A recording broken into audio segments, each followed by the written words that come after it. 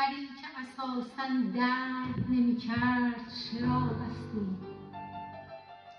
سری که اساساً درد نمی کرد چرا بستیم؟ دردی که از سر سرخوشی بود و گفتن هستیم. شوری که اساساً در نطفمان نهاده اند، نموده‌ای که نطفه نمودند و پس وانهاده‌اند.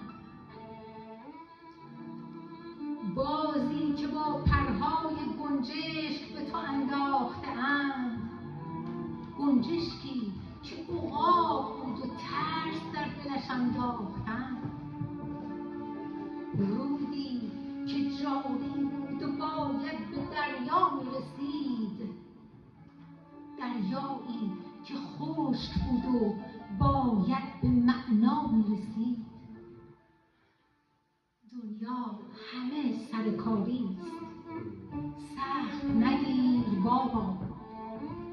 دنیا همه سرکاری، سخت نگیر بابا. بابا خودش زاییده زیر دنیا و حتی سای بابا. اصلا به ما چه دخالت به کار دنیا و آدم ها؟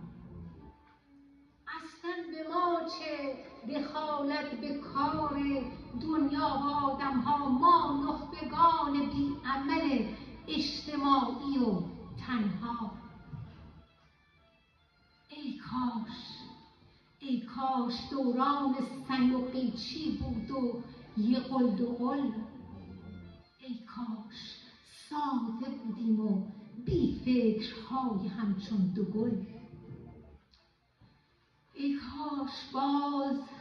کاش بازیمان با نگاه بود نه کلاه، تمرین برداشتن و کلاه از آیه با کلاه. آه را ما کشیده ایم نه با خط و در دفتر، پرواز را کشیده ایم روی بالهای یک کفتر. این شعر نه از روی قافیه است و نه شعر آزاد است. این واژه‌های پریشان و لکنت گرفته فریاد است.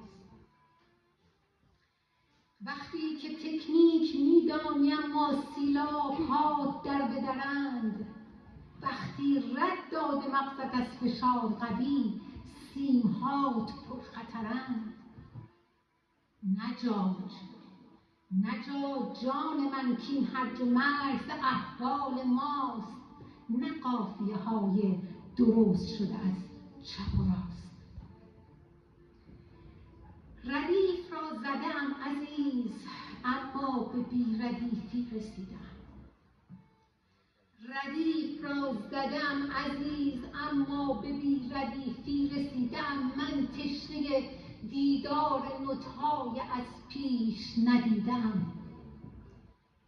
انگار از انتها به ابتدا میرسم. این چیست؟ دورند بدجور به جلو میروند. عشقم بیست. یا مبتلا به جنونی سخت گشتم یا رها ز عادتها. فرزانشگری ز جنس بی نهایت فراتر از من و ما.